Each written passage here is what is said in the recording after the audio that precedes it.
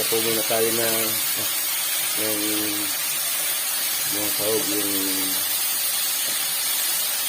paigisan nun, gabi, tsaka kamatis. Yan. Sili. Okay. Patabunda po natin yung hipon. Sinigang ng hipon po yan. Kaya binigita po muna namin yan bago sabawan yan.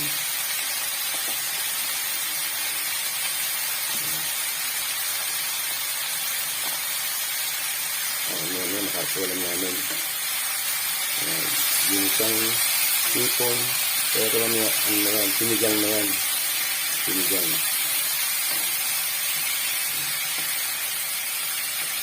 Dito, update po ulit kayo mamaya. Ito po, natambog na po natin yung lahat ng gulay. Ayan eh.